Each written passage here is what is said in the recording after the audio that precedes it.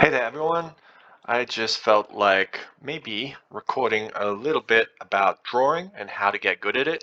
So, I've been drawing for about 1 year and 6 months. So, that's not a particularly long time, but I want to get into the start part of drawing and how you can basically just get started and get your bearings and also how to judge yourself and understand where you're at in the kind of levels that there are at drawing or painting or anything so that you can dive in, get started, and make everything a bit less intimidating so that you understand the landscape and everything else about it. So one of the first things after you've decided to get good at drawing is just to look around, just to get your eyes on things. And I know this is like a silly, terrible eye, but whatever.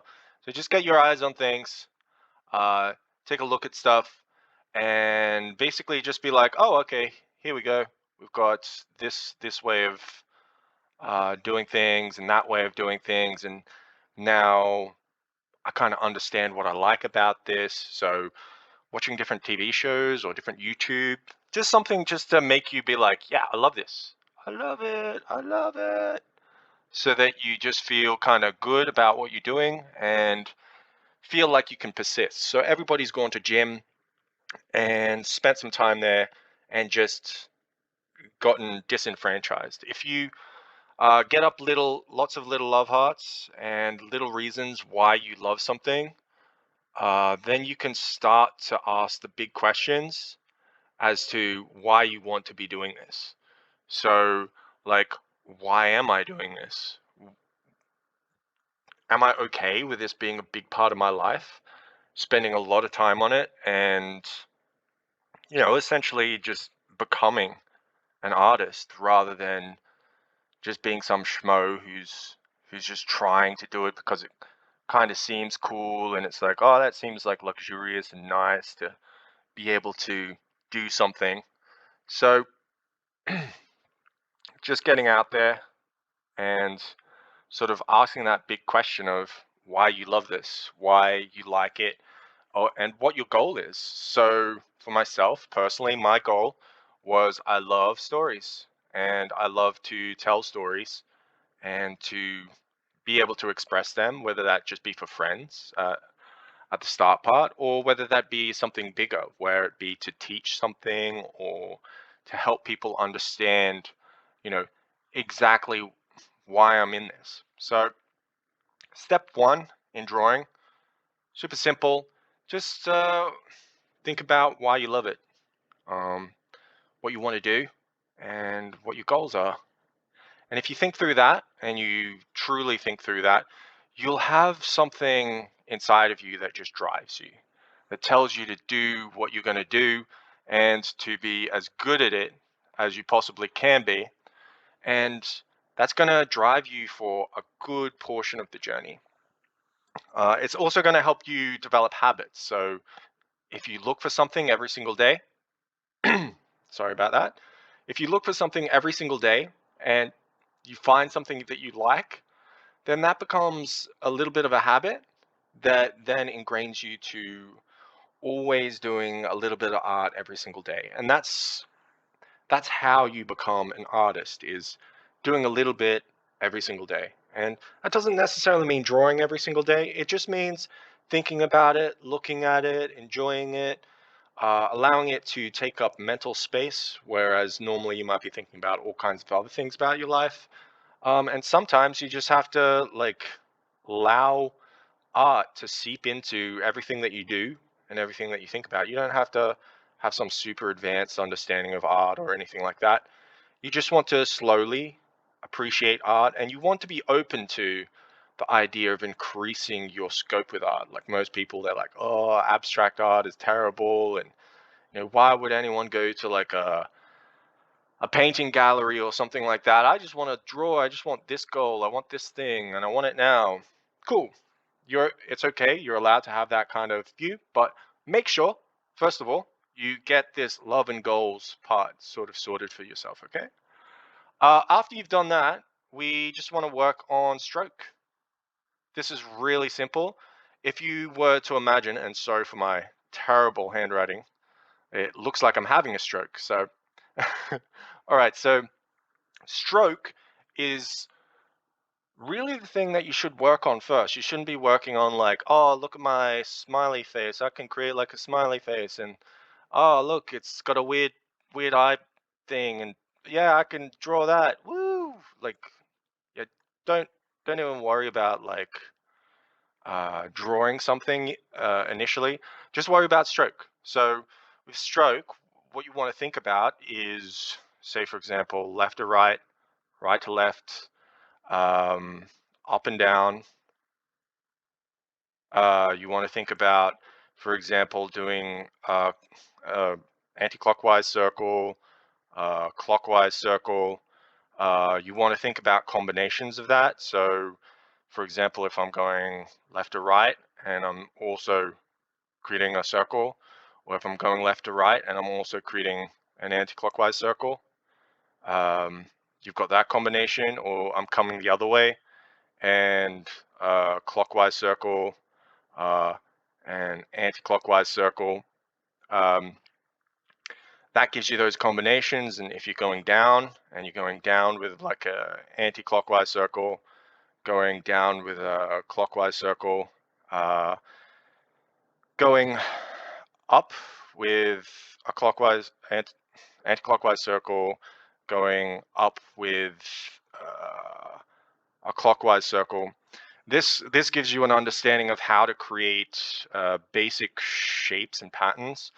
And for example, just doing some combinations. So for example, uh, what is it? This is anti-clockwise, clockwise, and then clockwise, anti-clockwise.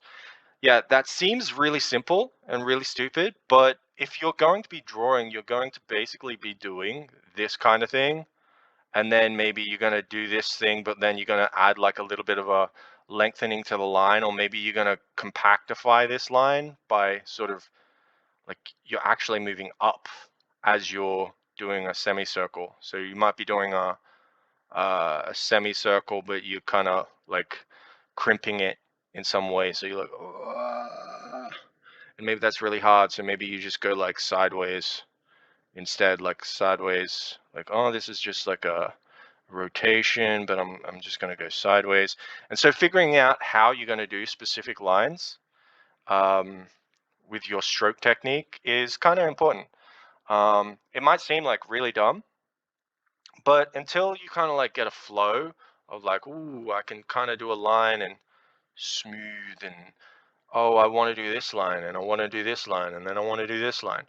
It like you're not going to be accurate at first, but you at least want it to be flowy and something that you can control ahead of time. So you know that, for example, like on a face, you've got this kind of like a three-dimensional sort of mask on the front of the face, and maybe there's this line traversing down, and that like at the edge of the eyes there's these kind of crests, and maybe you're kind of like coming down, there's some sort of nose aspect there and something coming up this way and then coming across like that. You want to be able to get ahead of each curve that you're doing and know, like, okay, so I'm doing that sort of curve and then I'm sort of breaking off there and doing this thing, and so on. So you just want to get ahead of what you're doing in your mind so that when you are drawing, you're not like trying to draw like A, B, and you're like, this is this thing, and then this goes this thing. You're trying to draw in strokes. So your stroke is like, okay, it's going to come like this, and then it's going to come like that, and then I'm going to like draw over like this, and then this one's going to come up like that. And you're drawing with strokes rather than drawing literally like you might type or put pen to paper. So you want to do your strokes, especially clockwise, anti-clockwise, your different directions. Some people, what they do is they practice coming out with their strokes around like a circle like this.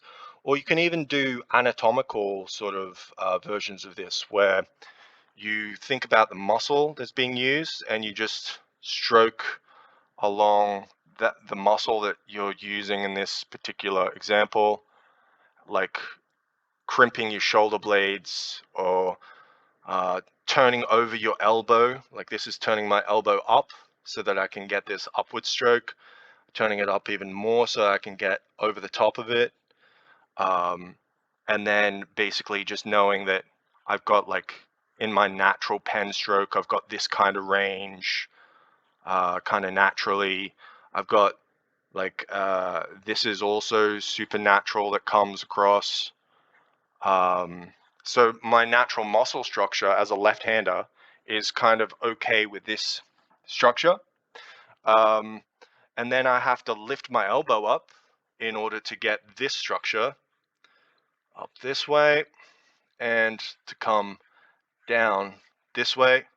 And as you can see, there's certain blind spots that you're going to have with your drawing, like here and here and here and here, that you're not going to really be able to access unless you rotate the page, or you contort your stroke lines in some way. So for example, coming here, I put my elbow right down near to my ribs, and then I can do these kinds of lines. And up here, I can do these kinds of lines if I sort of tilt my body. So like my shoulders, I can tilt my shoulders across, and then I can use my shoulder tilt to change where the lines are at. Same for this one over here, where this is like this. I can tilt way across and pull one side back, and I can get to those lines, or I can push my other shoulder forward to get, or pull my shoulder back to try and get those lines.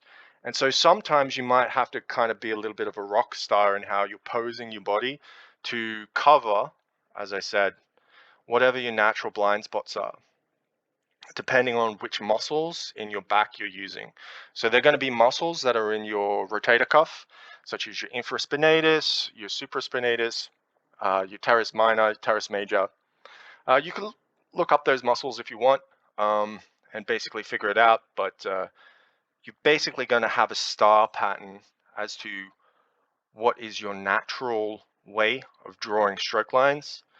And just understanding that is kind of key, and knowing that at certain points of curves, you're probably going to be disadvantaged. So for me, it's here at this bottom part of the curve, but if I go the other way, the bottom part of the curve's fine. So if I tilt my shoulders, I can basically get at that other part of the curve. And so just knowing that you have to make these little adjustments to make strokes work is kind of key. It's kind of like if in tennis you learn to hit a ball, you need to know how to use your stroke lines. You need to know how to maybe change with the tempo of your line, like to whip around, to maybe twist. There's different things you can do, like you can just play around, like, oh, okay, I'm going to use my hips. Okay, I'm going to use like a flick of my elbow. I'm going to use like a loose wrist, and then like just whip back. Like, if you understand that you can do different motions to create different kinds of curves that have different results, you can start to understand that these curves and lines start to have like different emotions that fill into them, like, and there's different weights that you can put into them at different points. And it's okay just to scribble, just to sort of test out what's happening with your hands and arms. Do zigzag patterns and things like that. Zigzag patterns are kind of normal. So for example, if you're doing like a clothing sort of bump or something, you might do a zigzag pattern, and that might be like part of a cloth or something. And there you go. So the second thing is stroke. Not having a stroke, but learning your strokes. So once you've done stroke practice and you feel pretty loose, and maybe probably after a week or so doing stroke practice, I would go into the next stage, which is understanding form. So what is form? Form is basically just simple things like a sphere. So a sphere, and like maybe it has like some shading on one side or whatever. You don't need to focus on shading or anything like that. You just want to understand that like this is definitely not like amazing form. You just want to understand how forms exist on paper so that you can kind of be like, oh, there's like a cube here or whatever, and there's a circle there, or there's like a cone here where we do this, and like it's gonna have like shaded side, and then it's gonna have like a looser side or whatever, and then maybe like a cylinder.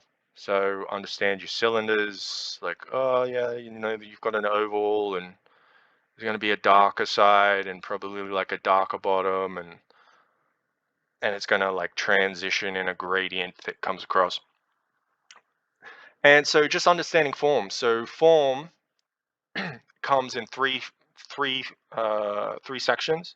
So you've got primary form, primary. So primary form is like this. So your big base shapes that are underneath something that help make it up. So like a person might have I don't know, like, what is this? Say we've got a sphere in the form of like the top part of the skull, and then maybe we've got like a kind of conical structure that comes off to create the jawline. For example, this might come from like the back or the side of the head, and so if we turn to the side view, we've created like a simple circle, and say from like the side of the head something comes down, and you know you've got this sort of shape happening, and that will be like the general anatomical like primary shapes. So when you have your primary shape understanding of things down, which is simple. You just go around, you just look at things, and you say like, oh, what's the primary shape of a table? You're like, oh, that's obviously like a rectangular cube. Okay. And then what do we do with that? Oh, we just turn these aspects here into cylinders. Okay. And this aspect here into cylinders, and it has like round table legs. Okay, cool. And that isn't like spectacular drawing. That's just like the most basic rough sketch. And that's totally fine. So don't be afraid of just having just like a trashy sketch that's kind of like just whippy, whatever, just getting an idea down on the page, because it's better to have an idea than nothing. So that's your primary shapes and your primary forms. So you can take a picture and you can break it down into primary forms. That's a good thing to practice, just to get an understanding of things. Walking down the road, just break down some primary forms. The other thing is secondary forms, and these can be both negative and positive.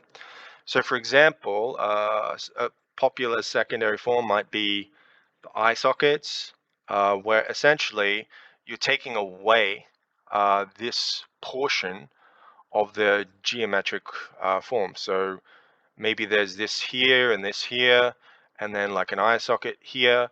So you're taking away pieces of this ordinarily geometric form, and you're shaping it onto it. So, for example, this bowling ball might have like a second aspect to it, or it might have like another aspect to it and another aspect, and now it might be like a cat's paw, like so, like a very cartoony cat's paw, but or a jellyfish, and it's like, oh, hello, I'm a jellyfish, yeah.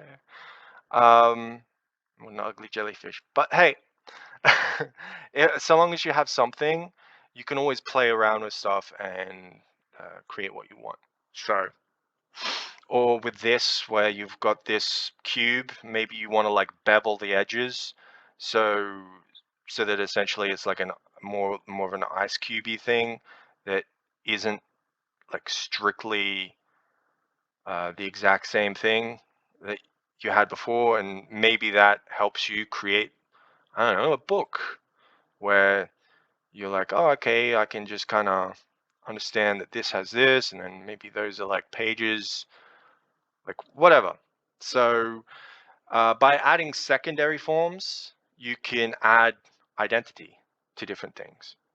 So, for example, you could also add in like the secondary form of like, or a primary form of a part of this larger structure, and then you could add like the secondary forms of like an eyelid that comes across it, or the second part of the eyelid, and the secondary form of like having a bit of a pupil that allows you to, or an iris that allows you to gain a little bit more of an energy to what's going on and what you're feeling. So you've just done that by creating a primary form, a secondary form.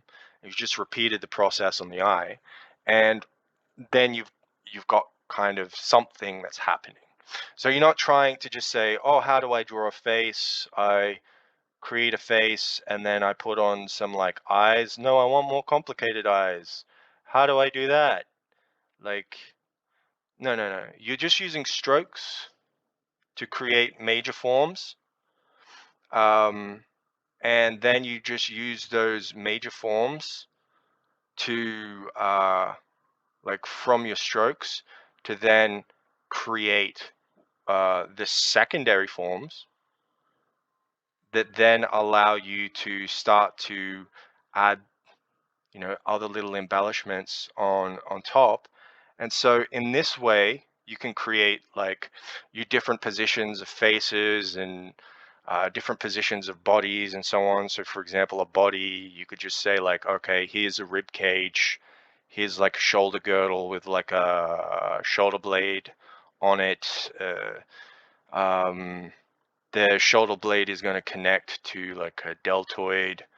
The deltoid is going to hide or disguise the connections of like certain muscles coming along here, and like the biceps going to come across like here, and maybe there's going to be a tricep that comes across here, and uh, oh, I didn't realize that this these two would connect.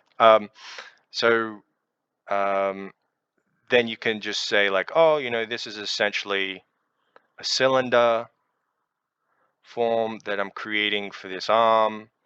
And so then, there's a joint here, which I'm going to create like a bit there. And then I'm going to create like a conical form for like the forearm.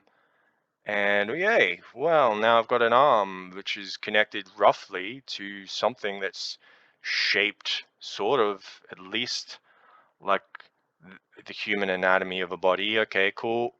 And you can always adjust things. You can, as you can see here, I've just like made a million sketches, and it doesn't matter because it's just your first pass at something.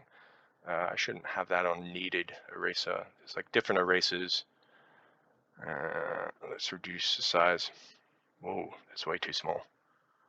I'll do. So, and then you can just erase stuff like, oh yeah, I like this part, I don't like that part, I'm going to take this part away, I'm going to use this part, I'm going to do this thing. Your eraser is just as important as as the rest of your drawing. So you can just play around, be nice and loose. Like, oh, okay, so I want to connect something on this. How do I get to the pen? It's only liking to keep me on the. All right, cool, got it. Yeah, learning your software is important too. But say you were to create like a main form here, and then maybe you just change like, oh, I want them to turn towards the camera a bit, and maybe there's like a transition of an eye line here or something, and then the secondary form of the eye socket's going to be in here, and second eye socket's going to be back here. This is going to help you stop creating like distorted images, because you'll be able to understand like, okay, the structural anatomy underneath something is blah blah blah, and you just base it on your main forms, and then you start adding like your secondary forms, like subtracting and adding to it, right? Then you've got tertiary forms, or people call them tertiary forms. You can call them third forms. Uh, you can call them details, features, whatever. So for example, in here, we've got like this eye, and then say, okay, we want to put in like an eyelash, and then maybe like a little beveled edge here, and maybe like a part of like the eye under there because they're super tired, and maybe I'm like putting a specific like structure on the eyebrow so that then as it stretches over, it kind of shows that this person has like fuzzy hair. Like the textures that you're adding to something is going to be your tertiary forms. So for example, if you've got a sleeve, someone's got a sleeve of a shirt, this is super simple. It's just a it's just a it's just a cylinder. Well, with a sleeve, it wouldn't just be a cylinder. It'd depend on how thick or thin the material is. If it's a thinner material, it's going to conform more to the, uh, like it's going to become more slender or whatever, and how it cuffs at the cufflinks. Or if it's thicker, yeah, it's going to remain nice and round and puffy and have like whatever. So what you want to do there is you would basically cut out specific forms from the sleeve. So for example, you've got like this sort of down down triangle that's representing something, and then you would create like a second triangle that's sort of just showing that indentation. Maybe you would create like a stretching fold that has like another sort of little triangle wedge, and you can say, okay, so we've removed these little triangle forms and we've kind of described a bit of clothing that's pulling across here, coming, and it's kind of being compressed back here. And why might that happen? It might happen because there's a compression along here that's sort of pushing in against here, and then we've got this sort of fold happening. So when you might be creating clothing folds or something like that, you just think about, you have your primary form, and then you just start carving out little secondary forms. And then the tertiary forms might be like, oh, then there's this second wrinkle that adds in here, and then this one does this, and this fold then cause these ones to push out. Like you don't need to think about that initially, but as you start to draw more, you'll start to understand how to add in more tertiary forms. So just start with primary, move a little bit to secondary, then start playing with tertiary forms. This is form. So you just understand form and practice form, and then that way you're sort of developing your drawing. So if you have stroke, not have a stroke, but just have good stroke language, say you have like a goal and a passion, and then you just develop stroke. You create form with those strokes, then you're going to be at least doing something. Like you're not going to have knowledge about how to do anything, but form is just like your foundations. It's just going to be how you create everything. Um, all right. So once you've got form on lock, you want to do something different, which is, I know some people might say, oh, you want to do shading or something like that. No, just do measuring. So what do I mean when I mean measuring? So what you're going to do is you're probably just going to create things at random, like, oh, here's a box. Oh, and here's another random box. And here's another random box. And it's quite easy for the human mind to create similar things to what they've done before. Like the sizing on these is almost equivalent. And that's going to be natural for everybody. In fact, one of the things about drawing is that most people will just equal things. So for example, they'll create one eye and they'll be like, oh, wow, I've got one eye. And then they'll just be like even if it's on a turned figure, that has like a turned face, they'll just be like, oh, I'll just create a second eye. And they won't understand that the form is turning, and so that this side is represented less. They'll just create the thing the same size because it's just more natural to do that, because it's easy to remember the kind of stroke length that you did and whatever. So measuring is about transforming what is essentially a very natural process of just remembering how you've done something and turning that into a way that you can actually create a measurement. So for example, if you're drawing someone's face, there's like uh, a difference between the outside of the eye and the edge of the face. There's a difference between, the edge of the eye and then the edge of the nose. And then there's a difference between the other side of the nose and then the edge of that nose and then the edge of the other eye and then the edge of the outside of the eye. And you can sort of probably just loosely create, um, you know, a facial structure based on just small rules, whatever rules you want from measurements, that's fine.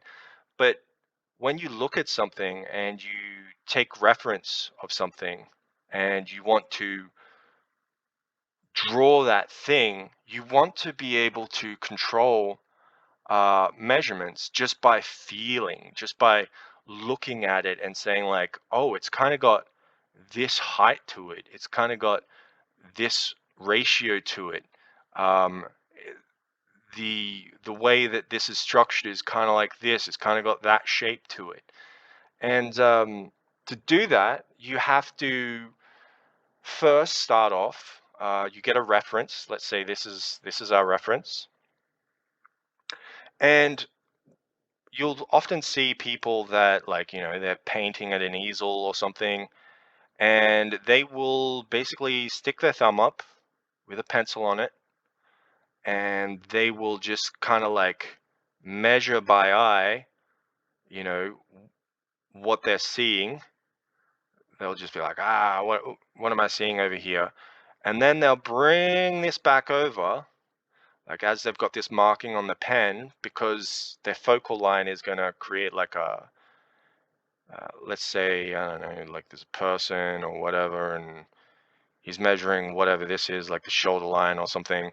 He's measuring the shoulder line, and then he brings this over, and this is like the shoulder line again. And so he's like, oh, okay, I've got this.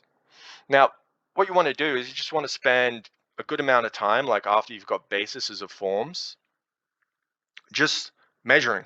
Because once you can get forms properly measured to size, then you're off to the races. Because say you get like a picture or something that you want to copy, you can then just say, what is this? This is a main form of this shape here. And so you can be like, okay, so it's that main shape there. But what is the measurement? How far does this come down versus how far does it come up? I can see it's more up than it is down. So how am I going to judge that? And sometimes what people do is they say, well, triangulate, get different reference points. So this is a center line. So it's not on the center line. This is like a third.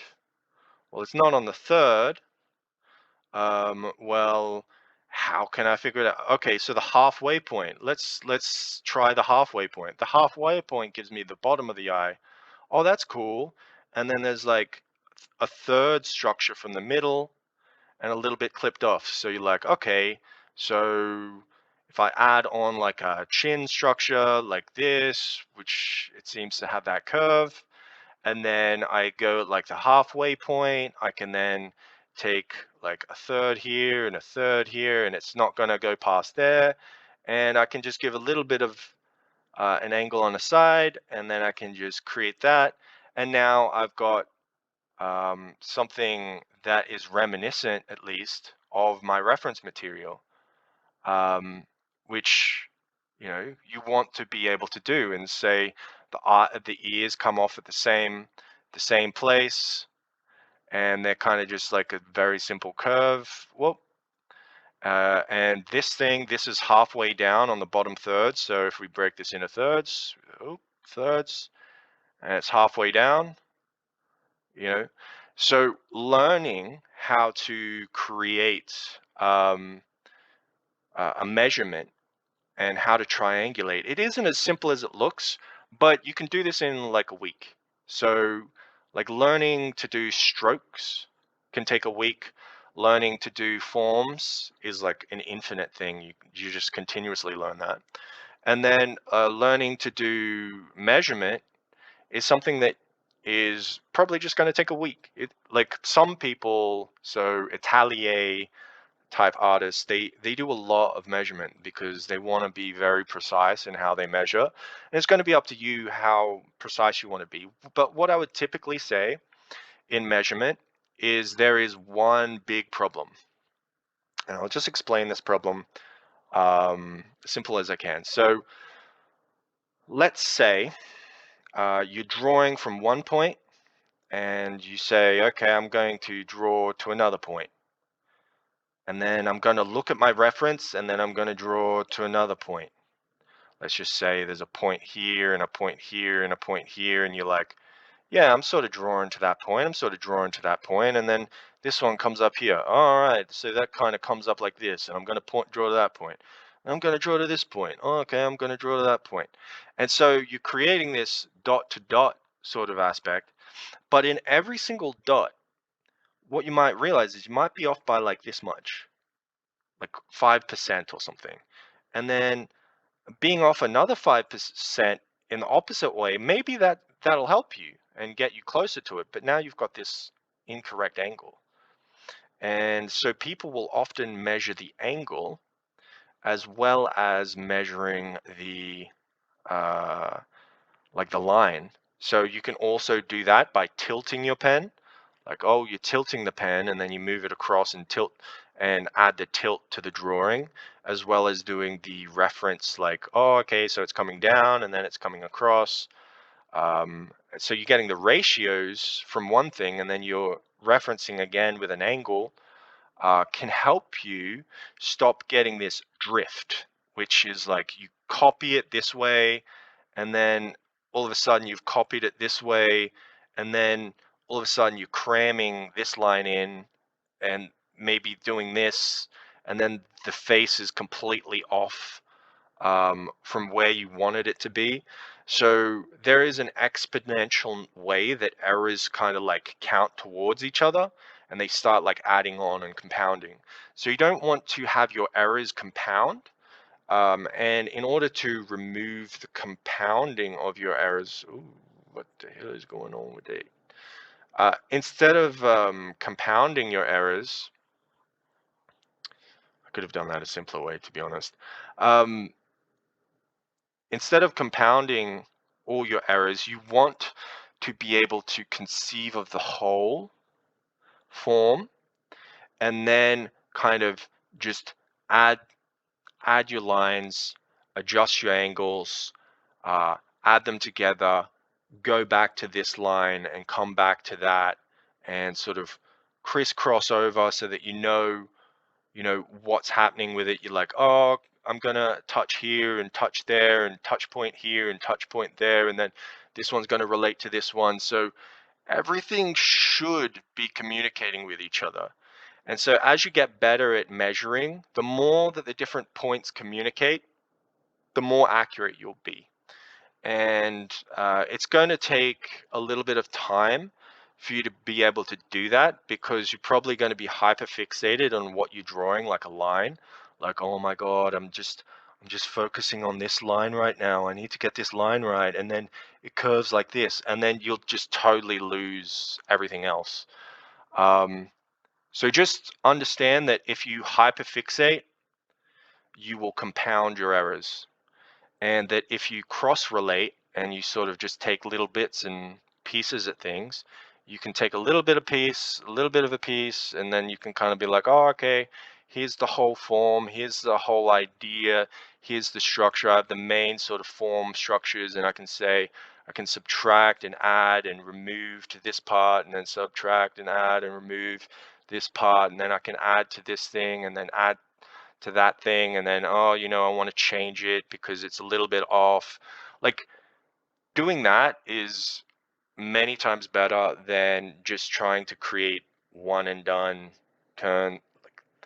Yeah, okay, when you get better, maybe you want to turn your art style clean, where you're just going to be like, okay, here we go, and I'm going to like just specifically create that curve and then create this curve. But that takes a lot more discipline and it takes a lot more focus to be able to just create your clean and straight up style. So I wouldn't even initially say that you should try to be clean. A lot of people will say avoid chicken scratching, which is where you're just going like trying to get a perfect line. And that's true, but that's chicken scratching along the same line. If you chicken scratch here and then you chicken scratch over here and then you chicken scratch here and then you do this and you do this and you do this and you do this, like then you're just searching for lines, which is totally fine. And like initial sketches don't have to be perfect. You can use crazy lines. It doesn't matter. You can just be like, oh yeah, I'm just using crazy lines, whatever. And then I want to like subtract this form, and then I like want to do this. And some of this can be happy accidents. It can create ideas of like form and depth, and you can be like, oh, that that reminds me of like a shadow, and you know, this seems like a really messy way to do things. But if you want to draw, like it's okay to be messy and just to be like, oh, how do I want to do this? Do I want to do this? What kind of form do I want to create? What kind of emotion do I want to create? Because then I can sculpt it more into what I want. And then like, oh, I want the eye to do this, and maybe I want this thing. And then you can just figure it out later how you want to like change it and how you want to make it better or whatever. So this is takes me to the next thing. So what do we have? We have passion, we have stroke, we have form, and then we have measurement. Well, the very next thing that you want to do is to understand method. Okay, so your method of drawing something is always going to be, I should put that down here actually. The method of drawing something is always going to be like there's going to be stages to a drawing. So typically, the stages of drawing are from initial sketch and ideation. So a sketch of a kitty might be like, oh, I want like a cute little kitty head that has like a little pointy nose and whatever, and then like it pulls back, and I want kind of like the top of the head to do something cool, and like maybe the ears are kind of like flicking back, and like maybe they got like this long stupid droopy neck, and maybe like this nice little chubby belly, and like this extended long spine of how they're doing things, and like these hind legs that kind of like doing their thing, and like maybe the paws are gonna come forward or something, be pressing on something, or maybe there's like one that's stretching back. Like you're just gonna create like an ideation that's that's got the idea of what you want sort of happening, or maybe there's like an idea there that you see or saw, or just trying to capture the idea of. So you're like, oh, I got like this cute little kitty, it's going to be doing this or that, and I don't know, whatever. And this looks stupid. If you were to give this to people and say like, oh, look, here is my drawing capabilities, everyone would think you're a complete noob. They would think you suck. Why are you even drawing? You're not even good. Like get out. But this is just the first stage. It's just your first stage. Your second stage would be like, okay, but let's understand what I'm drawing here. I've got like a form of like what I'm doing with that head. There's a certain perspective to that form, or an angle to that form that I'm kind of representing here, that maybe I can represent like this. And maybe I can create that nice and clean later on, where I get like that little nose, or I get that little cut of that eye socket that cuts in, that does this thing or does that thing, and you're like, yeah, I kind of like it like that. And you start to sculpt with the forms, like, okay, and then if we add this here, then we're getting that form happening, and this is, the turning over point. So like maybe like that gets shadowed out, and like the second ear is just in shadow or whatever. And you start to determine like, what are these specific forms? Start asking the questions of like, how am I going to describe these primary forms and the secondary forms? And then how am I going to build that up? So you're creating a construction of whatever you're drawing, so that you understand that, oh, hey, this big long part of the body is like a compressed sort of cylinder that I'm representing the way that I'm representing, because this curve, there's like a curve to its back, or uh, a presence of like its hind legs sort of pushing it forward. And you start to understand how you might want to create a rhythm, or how you might want to position something, and you start to just break it down. You start to break it down, and that would be your second phase. And it won't necessarily look good either, but it gives you an idea of where you're going with it, and that's ultimately just what you want. So you don't need to judge yourself and say, oh, this is my capability of my drawing. Each stage that you draw in, from sketch, oh, from sketch to form, to shadows and light, or shading, to whether you're going to add color or not, like picking color tones, um, and understanding like design elements. So we'll get to design in a little bit.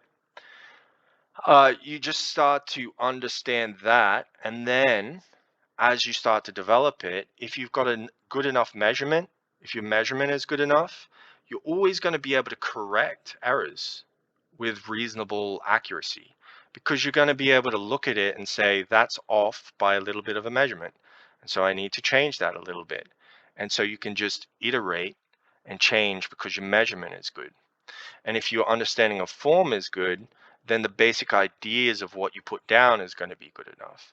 And if your strokes are good, then when you finish off, you can create the stroke that you want, or the sequence that you want. And you can practice the sequence, like, oh, here this curve does this, and then it like whips along like whips along like this, that has this sort of effect to it. So now I know that I need to whip with this part of it.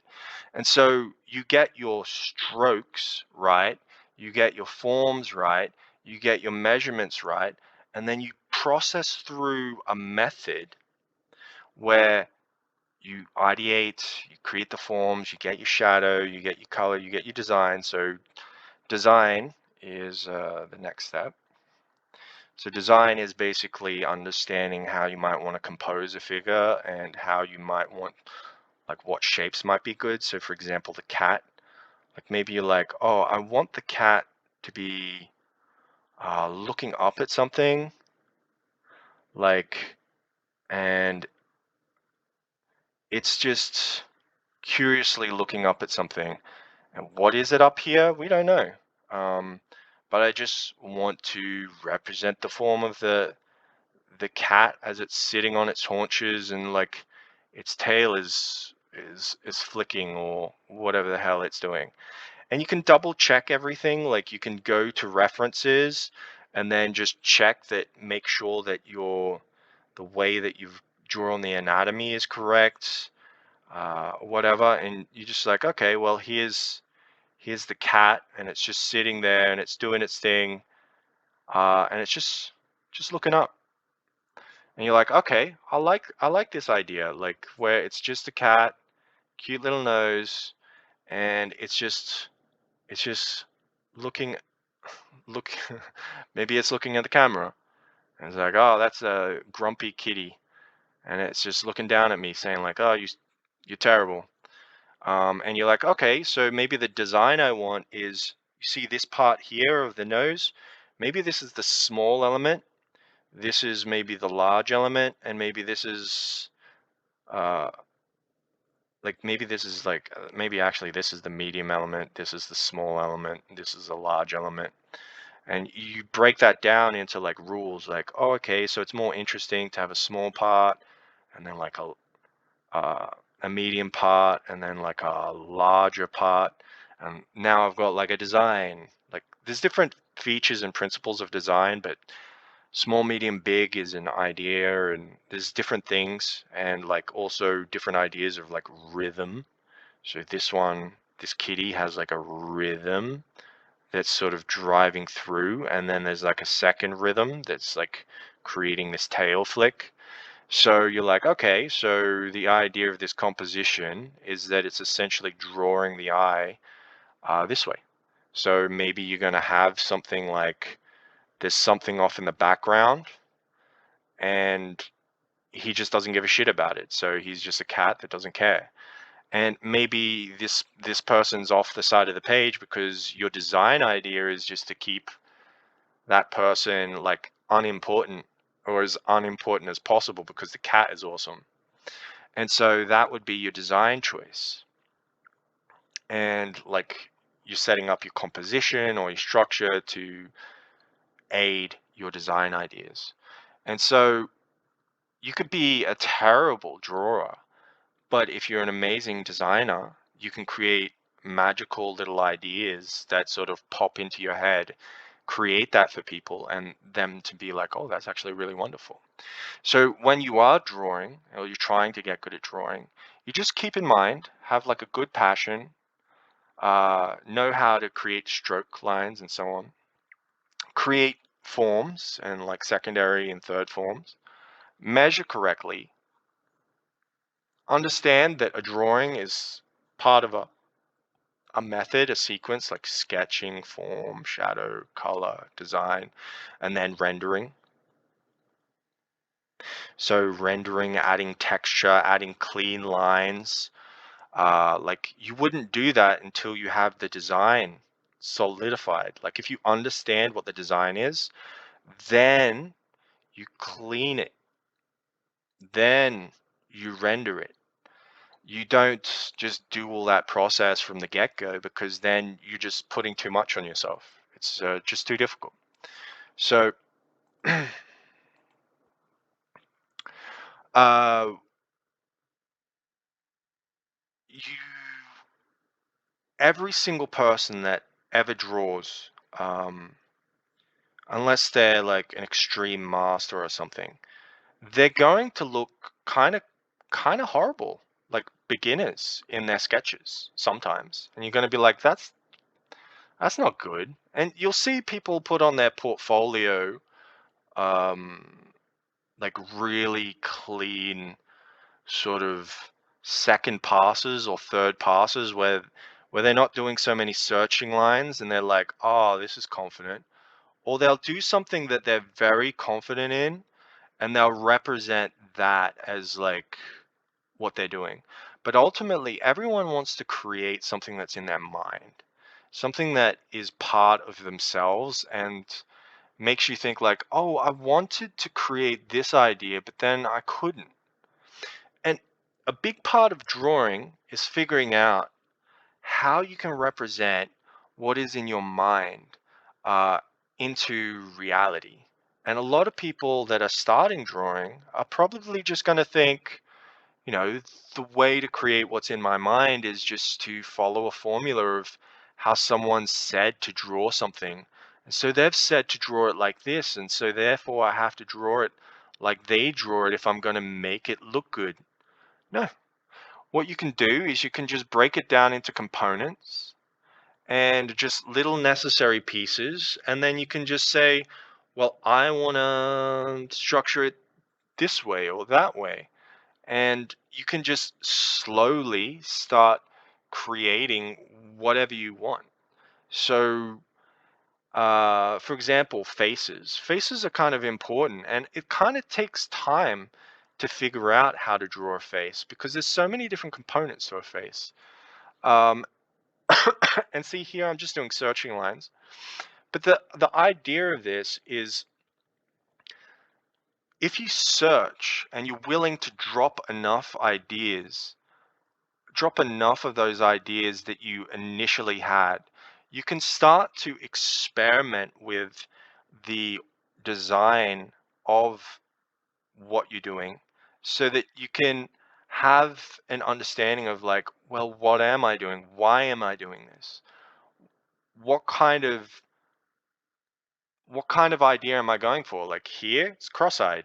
Like his eyes obviously pointing out outwards. So what's he actually looking at? Let's say he's looking up at something in this direction. Okay, so then that means that from a perspective angle, it has to come through here. So, okay, so then I draw the position of the eye differently.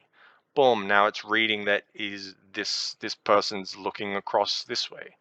Maybe I don't want the eyelashes to be the way that I did, so then I can change them. And then I'm like, oh, but I like the idea of like the bridge of this nose along this line.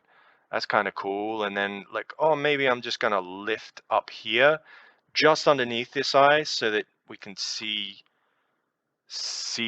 like clearly what's going on. And so you might just start drawing that in, or maybe you don't want to start with the eyes. Maybe you want to start with like the facial structure. And if you look at this, it's like, oh, that's a pretty thin head. Let's extend that head so that the form of this head is like more towards something realistic. Like, okay, they'd have like a sphere around here and up around here, and this sort of turning of the face. Say this is the midpoint where the ears would start, and then this part is turning away because of the perspective. So, okay, that is a sphere and that does work. And then you can say, okay, the back of the sphere would just keep continuing up here. And then this part of this primary form would start coming forwards to create this thing. And then all of a sudden you're like, okay, so we can see the shape of a face coming in from here and up here and coming up along here. And here, if you know anything about cheekbones, you can just kind of like sculpt that in. And then now you've got like a facial shape. And if you know anything about your lips or whatever, you kind of know that they come to the insides of the eyes. So this guy is coming down this direction. So the inside of the eyes is probably going to be here. So the lips kind of going to be limited to that kind of portion of the face. And say if you're creating a shading, let's actually do some shading. So what I like to do with shading is paint and apply. It's just the simplest, dumbest way to do it. It's so stupidly simple. It's ridiculous. Because it applies something, and then you can just move it and shift it. So you're just like, oh, there we go. I've got to paint and apply, and I need it smaller for this other thing. So it, and you're just like, maybe I'll just like show that that's turning away or whatever, and so is this section of the head that's turning away, and like there's this part of the head that's going to be turning away too. And then I cut this down here and blah, blah, blah, blah, blah, blah, blah, blah, blah, blah. Just add darkness or whatever and just smudge it, smudge it around where I want it and be like, oh, okay, now we've sort of got this indentation in the head. which isn't great, but you can always just add or remove. So it's not like that big of a deal. So, and you might want to like just add in something for like a cheekbone. Okay, here we go. Now we've got like a little bit more of a cheekbone thing happening, which, I mean, it might seem like tricky to do that kind of thing, and it kind of is, but, and you can go into things like blending modes, and just reduce whatever you want to reduce. So like that's patchy and weird, and it's like, yeah, let's get rid of that. And like, let's reduce the curve in this aspect so that it pulls back or whatever. It doesn't matter.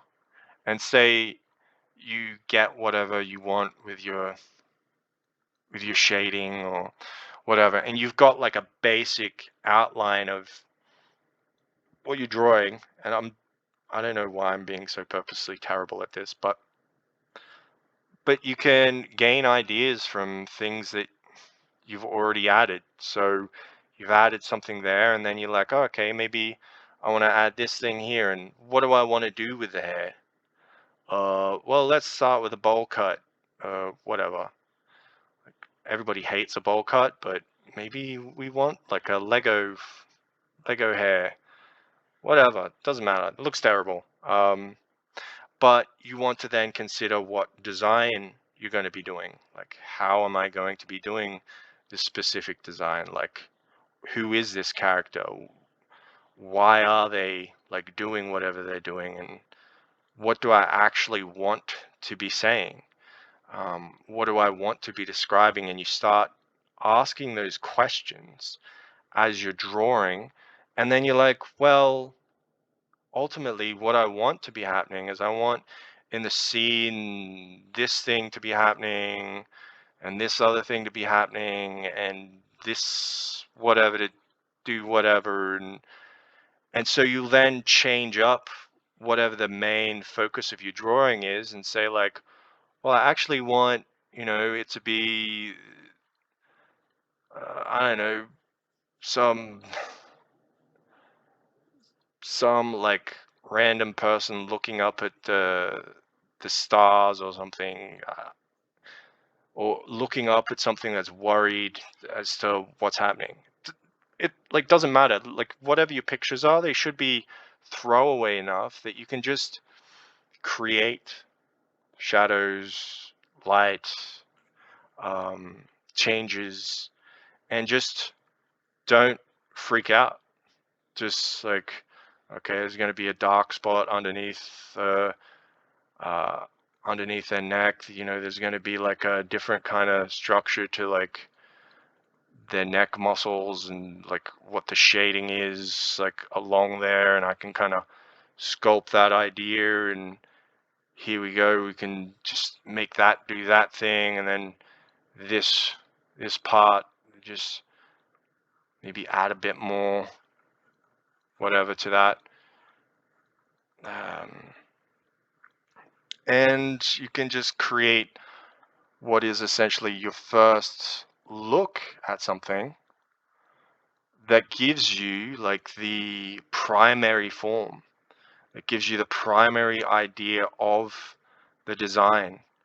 And then you have that primary idea as the design, and you can just start to use that to apply more information onto the page. Just sculpting and adding on and removing where you don't want things to be. And you just go through a process of just feeling it out. And because you are capable of doing measurement and things like that, that when you get in and get a reference, and you take that reference and you apply it to what you're drawing, you can then use that to create something that, I don't know, that you're more in touch with, that you like more. And so So really, the creating of something just starts with putting things down and getting base shape ideas happening or created, so that they're there. And so that then when, you might take things away or shape things, and this that was a bad change. Um, you you can get closer to what you imagined or what you felt might be a good idea. And this is absolutely horrible, but I'm gonna go with whatever. Let's just go with it. And sometimes what you have to do, and there's a reason why I'm kind of showing the terribleness here, is sometimes what you have to do is you just have to take risks. You have to take a risk and say, like, I want to try out like doing it this way, and then I'll try doing it a different way, and I'll just alter what I'm doing and just try this other thing, and then see how it turns out. See what happens with it, and play with it so that you are essentially creating something rather than just um, doing something the way that you think it should be done. And you can just start to play with and create an idea that now has form and perspective, and the ideas of things that typically people wouldn't like draw, because they're just thinking about the symbol of, oh, how do I draw an eye?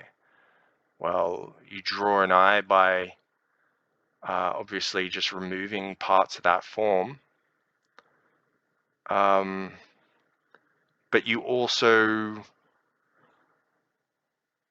have to understand certain things about the eye, like this sort of outside part of the orbital, like how that sort of comes around in this like teardroppy shape, how there's usually this fold that sort of comes across here, like there's muscles along this nose structure that sort of then create these labial lines that create this structure with the cheek, and then the cheek's fat sort of exists around here, and there's like a muscle here that kind of like bulges out that creates this pinchy type thing, and you'll often see it like represented here, and maybe someone's cheek will come along out here, and then their cheekbone is just here.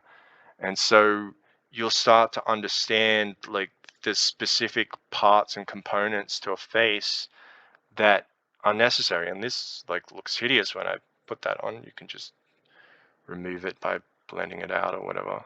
Doesn't matter that much, or erasing it. But you'll start to understand that you can basically just play around with things, and the most important thing is what you envision in your mind, what you are willing to draw, um, and how you're willing to get to that place in your imagination that you had previously. Like this eye looks sad. Let's spark that up a bit. So change the angle, change that up like that. Maybe it still looks crazy sad, but maybe it's the nose that's making it look sad. I don't know. And the more you can just be in the moment, playing around with what you're doing, the more you can create something that that you that you like, or that has like the energy that you want it to have. And this is just the worst example I've ever seen. But hey, I'm drawing while I'm sort of speaking, and it's kind of a first for me. But okay, let's just get, like, I don't want to take up random amounts of time and just screw everyone over to like start speaking. Like, this just looks absolutely like a horror show. All right, whatever. I should have drawn like a cat. But if just naturally, if you keep going, if you don't fear your mistakes, like, oh my God, how terrible I am, like I'm the worst artist ever, like, oh my God, have enough confidence just to be like, whatever, that looks terrible. But it's part of a process, it's part of a method, because you don't have to show anyone your mistakes. No one, like most people, they never show any mistakes. They're just like, nah, I'm awesome. So they're not gonna, like, your mistakes aren't gonna matter so much. You can show people if you want, but most artists, they're not gonna show people unfinished work. They might show colleagues or something, that, like, whatever, and depending on how much they know of that colleague, and how accepting they are of like flaws and stuff, like specific colleagues, they'll be like, no way, I'm never showing them that, like, it's just no way. They'll just always judge me forever and then just think I'm terrible. I really don't like these eyes. So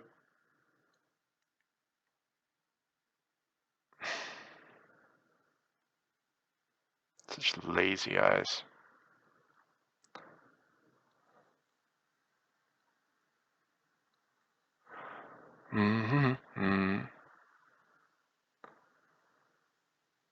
Which is from the pupils. Pupils are messing it up.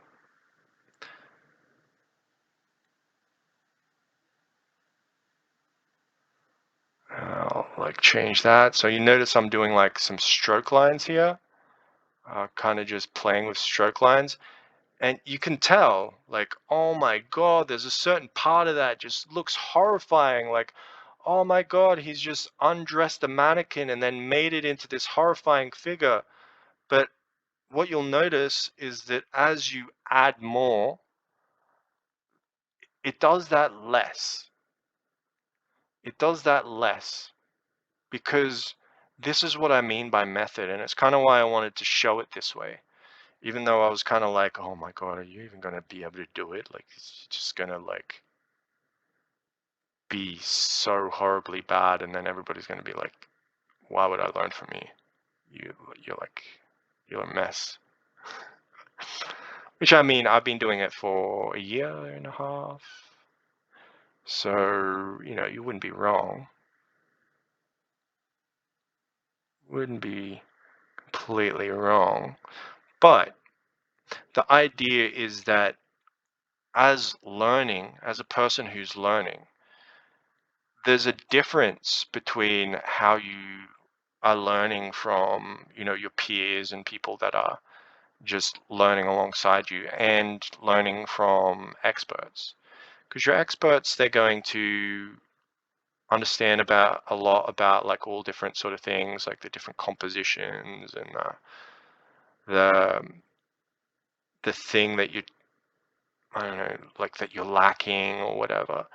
But when it comes to people that are of a similar level, or are sort of within that attainable range as to what they're doing and what you can do, you're going to have like a completely different relationship with that. And you want to have a completely different understanding of things, with like different level of colleague. So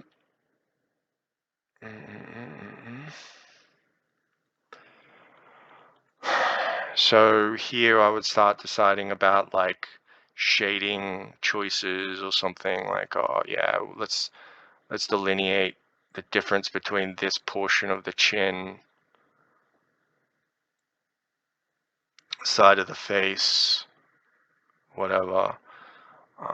This portion of the forehead that kind of is pulling back, um, this section of the eye, the shadow that comes from underneath the eyelid, like, not to make it look horrible, but there's going to be some sort of shadow there. There's going to be like a shadow casting across the face along this line and maybe catching that plane.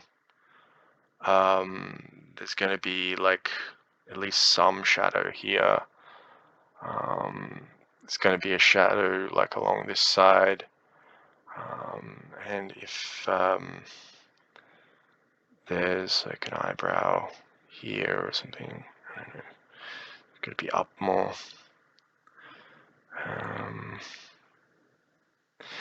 Then you're just going to be, yeah, if you understand that someone that's kind of good enough to get by is like that they've been doing that a short amount of time, and you're looking just to get by in a short amount of time, yourself, and there's all these people that are trying to give you perfect, you're gonna feel like it's impossible. Like, how can you ever get to that perfect level? And experts are going to tell you like that to get to this perfect level, you need to do this, this, and this, and then they're going to be kind of be clueless as to the rest. Like, how can I just get to kind of okay? How can I get to just something where I don't feel like complete and utter terribleness? And that's kind of a question that's often left unanswered in when you're getting coaching, and you should get coaching at some point when you feel ready, when you feel like your stroke lines are good enough, and you feel like, oh, okay, like I know a decent amount about form. So the form that I'm understanding isn't like I understand. So if they start to talk about form and like the aspects of how something's drawn, I'm like, oh, okay, yeah, no, I know what you mean with that. Like I kind of get it. So I understand what you're talking about, and now I can try to do things. Like, this is just completely from imagination. There's no reference here,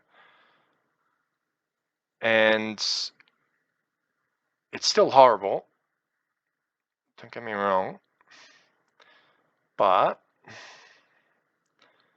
let's add a little bit more to it, and then eventually you can get it out of the woods. And what most people do when they're learning is they're just gonna get to a point, some point along this drawing, and they're gonna be like, oh my God, I suck, I'm terrible. Don't stop. Just, if you get into a process, if you get into a flow, just keep moving, keep shifting, keep changing. Because the way that you shift and the way that you change is part of drawing. Because drawing is more about design than it is about line accuracy. Um, it's more about understanding like what kind of things that you're trying to create. Like, if you understand like, oh, I want like little bits of shadow here and little line alterations here. I like the cheekbones to be represented and then go along all the way down to the triangle of the chin. Like, I want that to drop back so that people can see the three-dimensionality of the face. This sternocleidomastoid muscle that drops to the whatever. Well, this is the muscle, and then this is the trap muscle that connects to, the upper part of that rib, the upper part of the shoulder line. So, and then there's a little dark dimple inside like this part of the thing, and you start to essentially, let's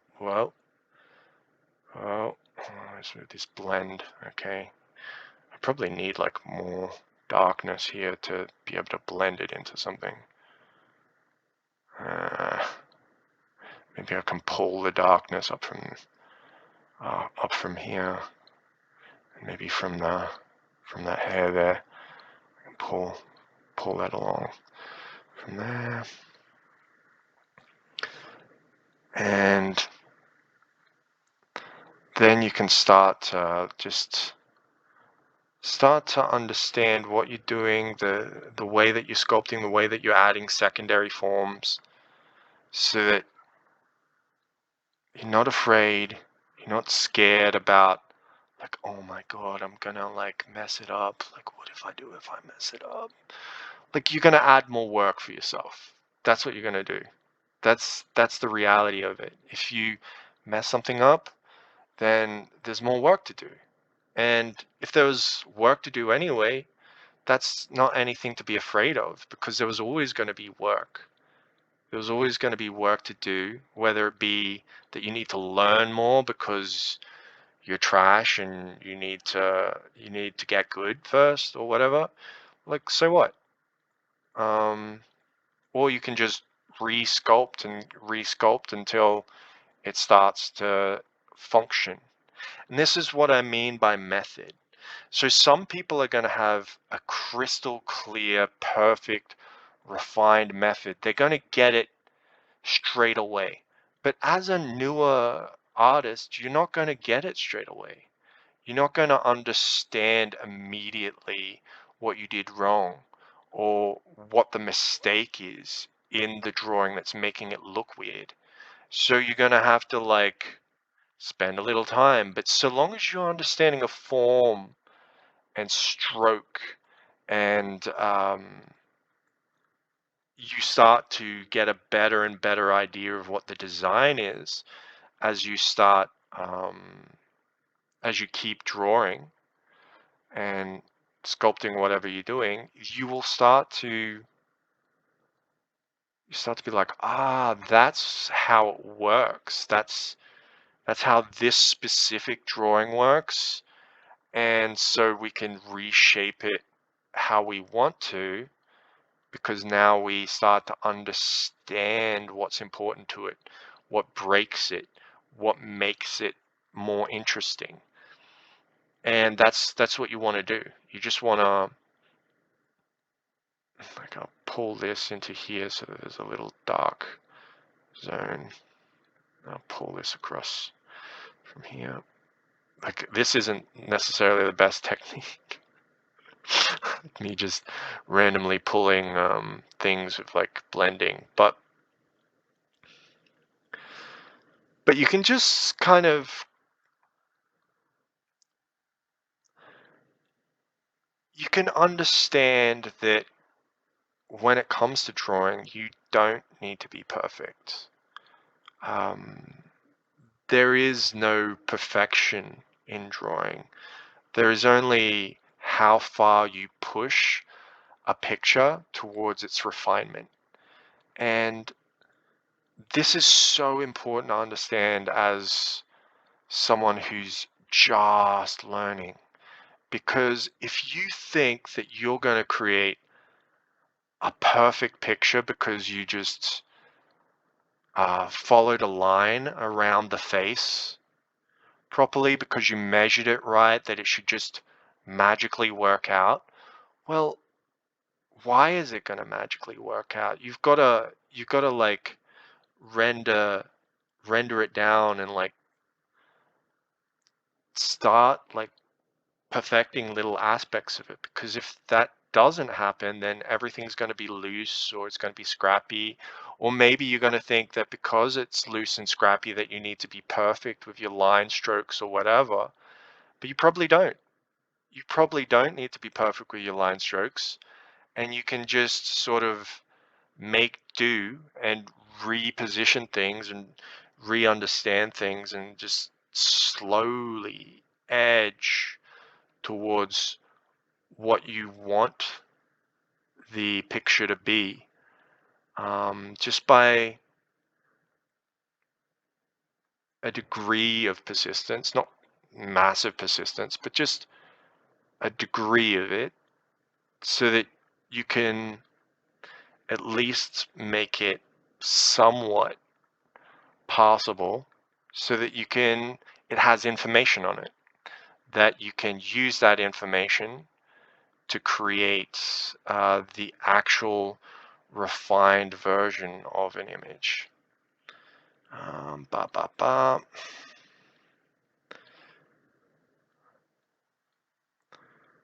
I don't know, now she looks sour. Whatever, okay. It's trying to get rid of that dark edge, and I just like messed that up. All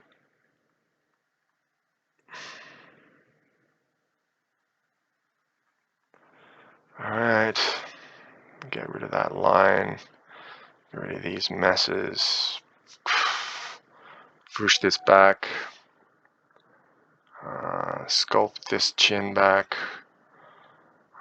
get that line.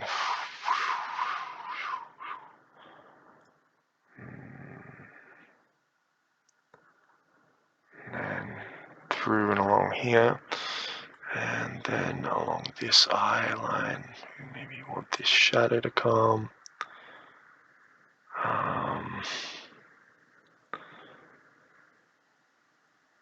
And eyes are never white. So there's like all these little things that you're gonna start picking up, like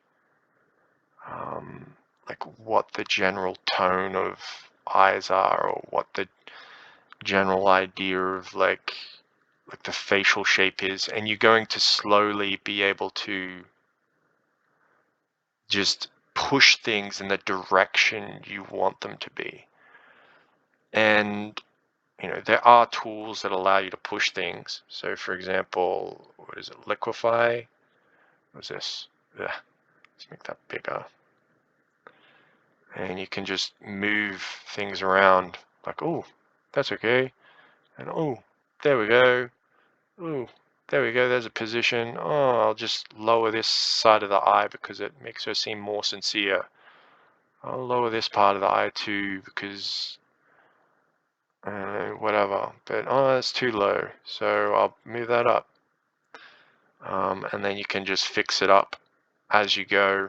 Because ultimately, if you're trying to create something the way that you see it in your head, you're going to have to adjust it. You're going to have to reshape it. Let's make this much bigger, because if I move this is going to distort terribly. And then there's this side. And you can try moving in like the chin. What do we do here?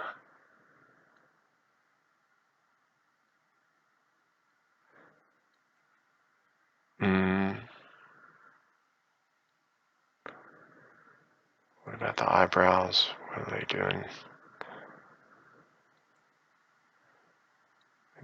Get an expression on them.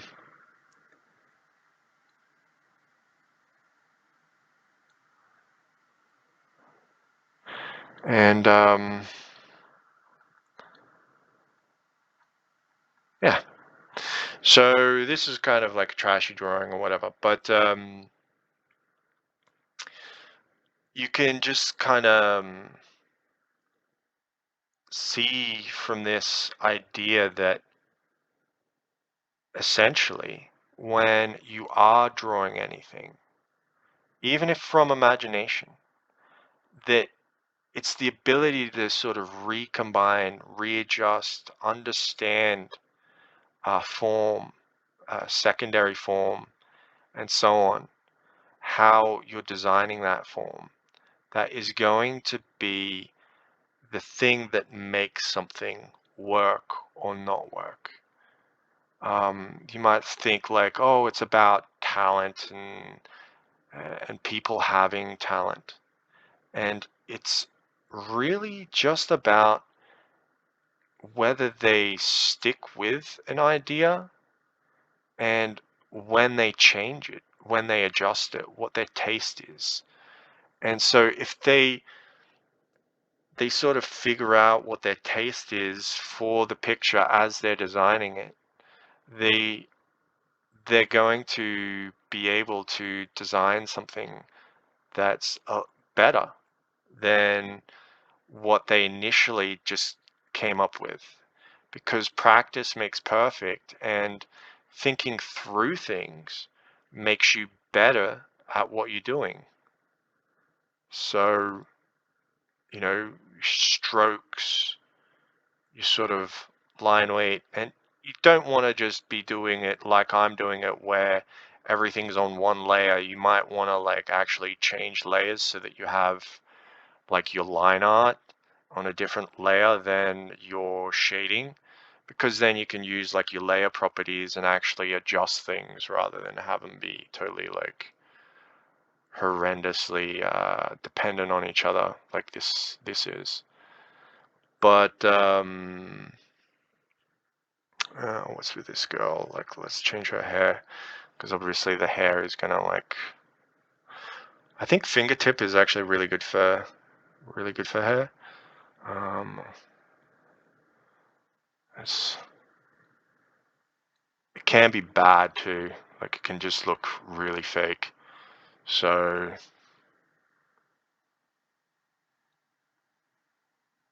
you gotta be a little bit careful of that.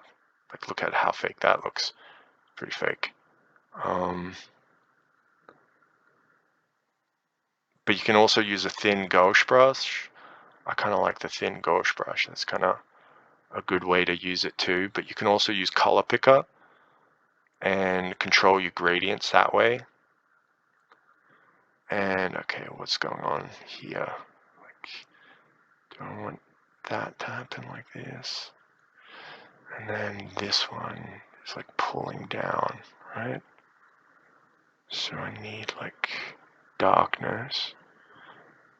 So you're going to be problem solving rapidly as you're going through the process. And that's what you want to be doing. So you want to be problem solving through the process and sort of creating solutions on the fly so that your solutions come across as these sort of natural extensions of like one part to another. And that'll give you like a more flowy sort of set of design ideas and structures and whatever. I'm not good at hair, by the way. Like I really need to study how to like do hair. So this is kind of like just getting by kind of thing. All right, there we go. That's not terrible. Okay, so we got this, which does this, and then we got this, that does that, and then we got this, that does this. This comes along here. Sorry for all those weird sounds.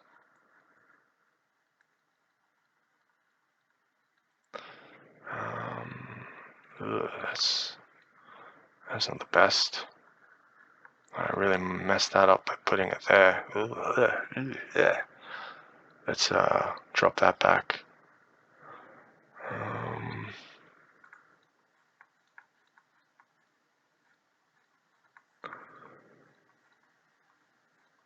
Drop that back, and then an eraser.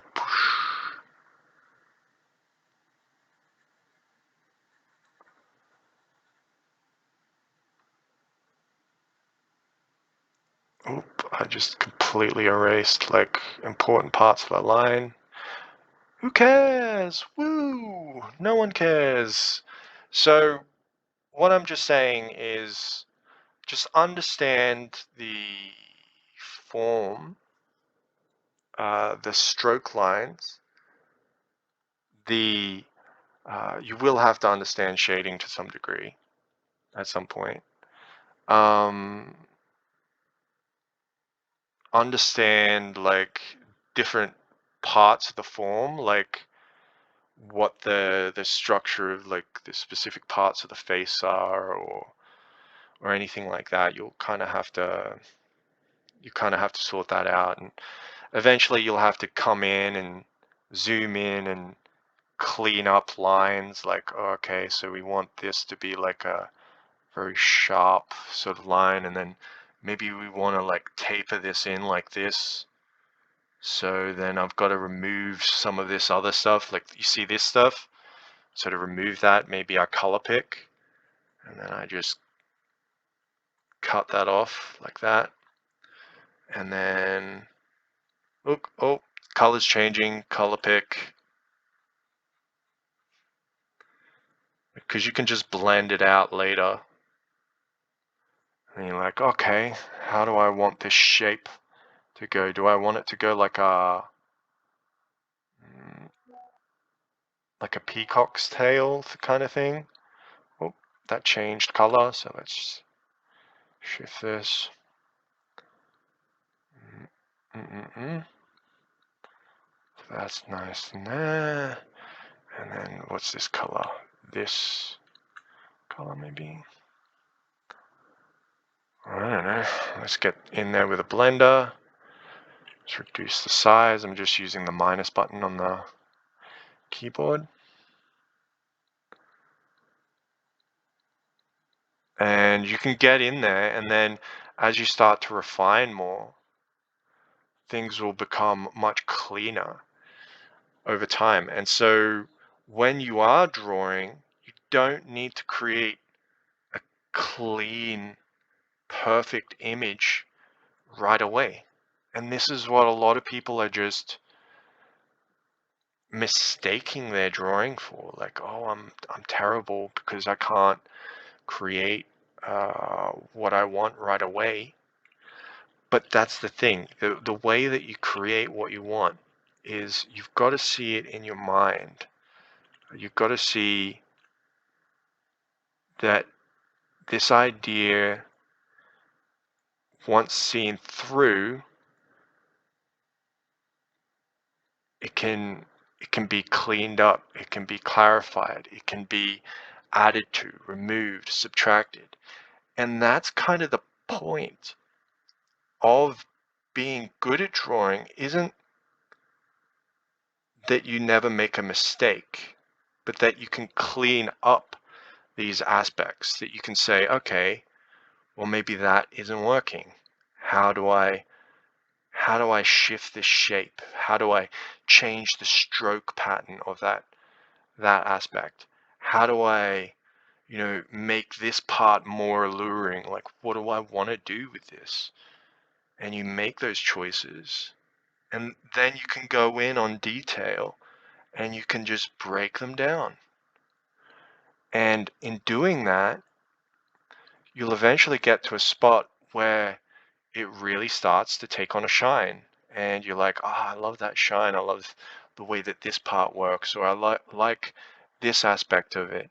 And what is initially just an idea can become even more in-depth, deeper, and profound, because you've got like these ideas sort of bouncing off of each other and developing and so on. So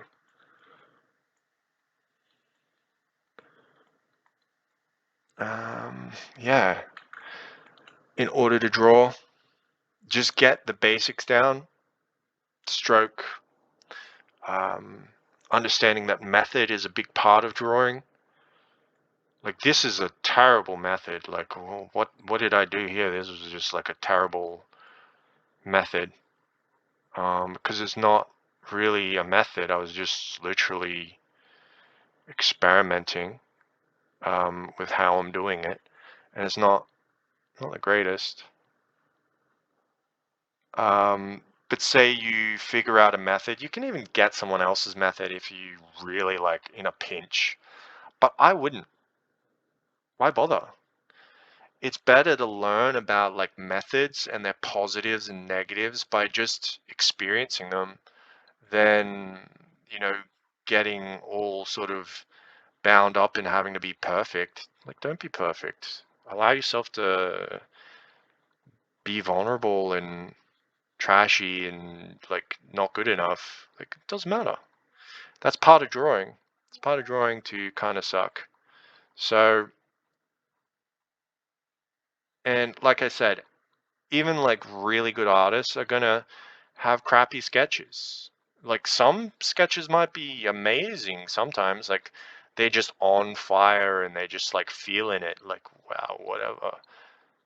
But if you feel it and you're on fire, you're gonna be doing awesome too. So you don't have to judge yourself like that or be harsh on yourself.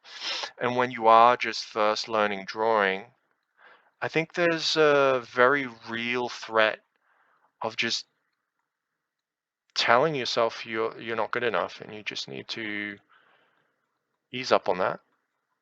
Take it easy. Make sure your strokes are good, make sure your form is good, your understanding of form is developing. And as you do that, as you like study from reference, as you measure things and make sure that your measurements are accurate enough, then it will be possible for you to change things. So with this, you know, if I actually want to, I can probably go out and say, like, who do I actually want to turn this character into? Like, what personality am I actually going to draw inspiration from to really add in the final details? Who do I feel it looks like? Who did I imagine it to be? What is the character that I was actually trying to make it look like? And then I'll take references from other pictures that I think, you know, really encapsulate the idea that I want. Then you'll take little ideas from that and you'll start like just bringing it in, just adjusting little parts of it and saying like, oh, okay, so this is an aspect that needs to change. It needs to change like this. And you'll just start to develop um, a kind of just a better understanding of what the design is, of who the character is. And as you have a better understanding of the character, you'll be able to better draw the character because you cannot draw something you don't understand, that you don't know what it is. If you don't know what it is, then you can't draw it. And that's why you kind of have to draw and be crappy first, because it's going to start teaching you um, what you're even drawing. Like, who are you drawing? Why are you drawing them? Sometimes it's a discovery process, and then other times it's literally just like maybe you're trying to push yourself in a certain direction, and that's all good too. So yeah, I think this is mostly done. Um, Obviously not done as like a piece or like a whatever, like, but just for example's sake, like I don't want to go on forever and then make something that's actually refined. Like, oh wow, that's refined. Wow, like, who cares? No one cares. And this isn't an important drawing. It's not a character that I know and love. It's not like based on any inspiration. It's not for a story. It's literally just a doodle um, that's done like offhandedly from imagination. And you know, it can be difficult for people. Like, how do you draw from imagination a figure, a face, and not have it be completely trash? I think a lot of people think that's more difficult than it is. It's like I said, you just need to understand measurements, you need to understand the forms, and you need to be able to iterate fast enough that you can sculpt, that you can change aspects of what you're doing, so that, like, this isn't good. Like, if an artist has been doing it for more than, like, longer than I've been doing it, like, say they've been doing it for, I don't know, 10 years or something, like, they're gonna just blow me out of the park almost initially, like, right away. And that's fine. So you don't need to be perfect. And the thing is, the reason they're going to do that isn't because they're a better drawer, it's because their method is well practiced. They know the exact method they're going to use, they know the exact technical aspect they're going to use. They're not going to be guessing as much as, like, I am. Like, I'm just straight up guessing here. Like, I don't know what the right thing is to do next. I'm just picking it and choosing it and going like, oh, okay, let's do that next. Let's randomly do this next. And that's kind of important for you to see, just so that you know, like, drawing isn't perfect. It's not a perfect process. Now, as like maybe for an artist that's like really good, it becomes a perfect process. Over time, you get that perfect process down. And maybe you like try and get it so that you're never missing a beat and you're always catching every single thing at every right step. You're never wrong-footed. You've always got it. And I have a hint that me doing these outlines is going to be a bad idea. Like, it's going to look really trashy when I zoom out, but whatever. Let's add some whites. So whites to the eye, reflection.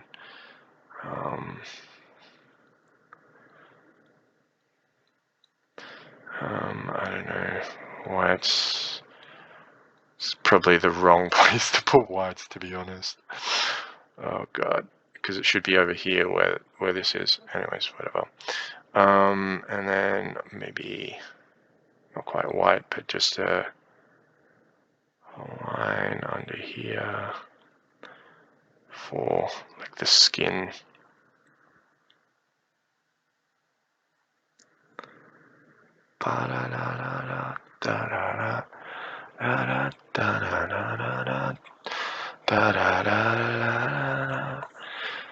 And yeah, then it's not that terrible. You can see all the squiggly lines everywhere. Like, oh my god, it's so squiggly. Let's crop this so that it's not as horrifyingly bad. What can we do?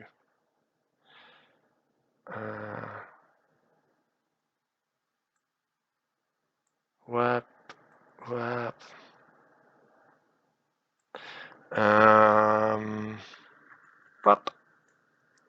Just cropping.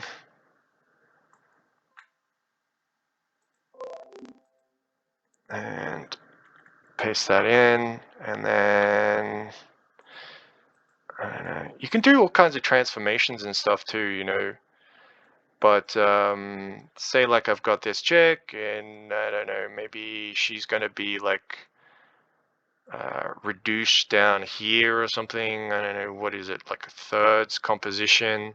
She's looking up at something. What's she looking up at? I don't know. Like, what the hell is she gonna be looking up at? She's gonna be looking up at something. My recording's probably going to cut out in a second, so I gotta hurry up. But say she's looking at something, and I don't know, whatever. And what's happening in the background? I don't know. Maybe there's something like an L composition that has something going on. Maybe someone's climbing a cliff, and there's like trees behind or something. I don't know. Maybe there's like a car behind or something. I don't know. And maybe there's like mountains, like in the background. There's some mountains and figures, and maybe there's like a stream that's coming through, and it like winds and it pulls in and it cuts across, and like there it's gone there, and then it's like through and around here, and maybe there's that stream going on behind her. On the other side, maybe like trees. I don't know. Whatever this is, and tree line is also back along here as it vanishes into perspective, and maybe her hand is like doing something like this, where she's like hushing herself and looking up. Maybe it's like a little prayer thing.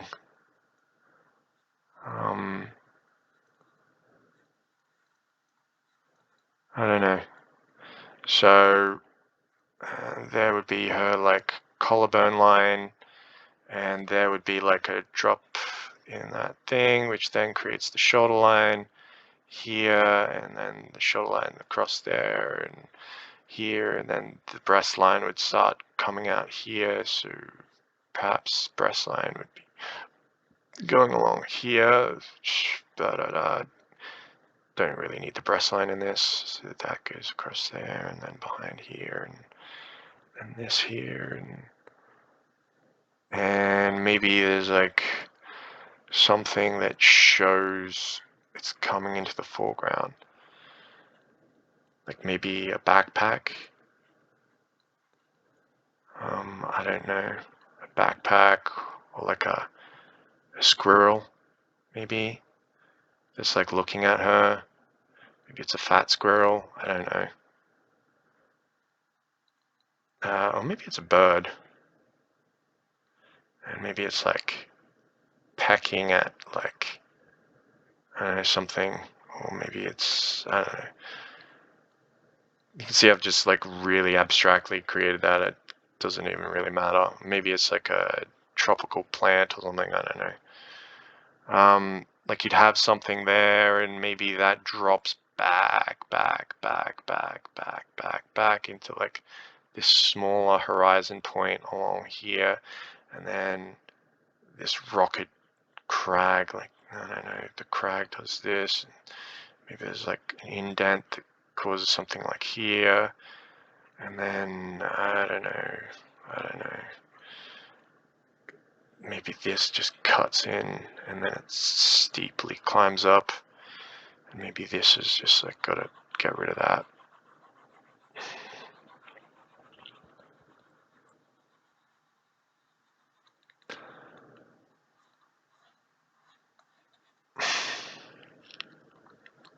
And maybe, I don't know, whatever. There's like the sun behind this way, and like some streams of clouds along here or something. I don't know. This is pretty trash, but well, I'm not gonna say it's trash actually, because everyone's gonna be at different places in their journey, and they're gonna be like, "Oh, I wish I could draw like that. You didn't even spend any effort." So you're gonna have your imagination, and you're gonna think about how, like, what the design is, what you want to draw, how you're going to do things, what the configuration is of what you're drawing and how it's drawn. And you're just going to work it out. And the better you are, the more you're going to just be able to figure it out, like, just quickly and without like much fuss. And then you're just going to have like your result. So just to go over what I was saying, um, you just you just want to develop an understanding of stroke first.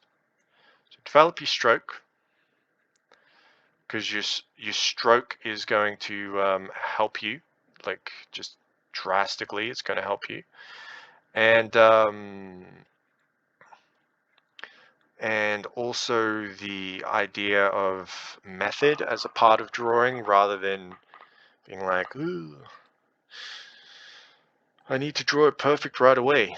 So your stroke, your love and your goal of things, the forms, the primary, secondary, and tertiary forms, going into measuring. If you can measure properly and you don't like get the compounding errors, that's going to be good. And then you want to understand your method, and you can develop a method on the fly, but then you slowly want to merge into design. Um, so like at the end here, sort of slowly creating a design. It's not great. It's not perfect. It's definitely not finished. But I hope you can see what I mean by drawing, and how drawing is really just, liking what you're doing so you're not freaking out. Um, and getting the strokes down, getting getting the primary, secondary, tertiary forms, getting your measuring down so that you can at least recreate things. If you want to recreate things, if you get references, you can use references. If you're thinking mentally in your head and you're like, oh, I want this thing to do this thing, or this ratio, try this ratio, you can do it because you can measure it. And then essentially, because that just gives you control, and then you just want to go into your method. Like, how do you want to do things? Because it's going to start off terrible.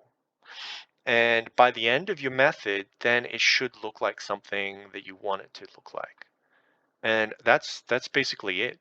Um, and if you can understand that most like graphic illustrators, they take like 6 weeks to design something. It's not done in a day. Painters, they will do it like much faster. It'll be much faster than that. Like it'll be pretty it'll be pretty rapid. And look, you just play around with things, and oh, that works, that doesn't work. Like to until you figure out like what you like, how you like doing stuff. And you'll come to understand that really it's about design, and then it's about persistence. It's about enjoying what you're doing so that you can get to a point where the thing that you're doing makes sense. Like, just don't ever be afraid. Always persist. Um, Never worry, and just know that at the basis of all drawing, the basis of all drawing is just form. It's just, it is going to be shading and that sort of thing, lighting and color as well. But form, primary, secondary, tertiary, it's going to be measuring, making sure that you can measure. Like this and that looks very similar, because of measuring, even though they're a different ratio. Understanding that it's going to start off terrible, but you then start to create the form understanding, the shadow understanding, the color, the design understanding. And as you start to understand that, you can start to create something better. Does that make sense? So it's all about pushing towards where you want to be, and being capable in that process, never losing your power to create and to design what you want to design. And that's ultimately it. And thank you for sticking around if you stayed around for 2 hours. And yeah, just have a lovely day, and good luck with drawing. All right, cool. Bye.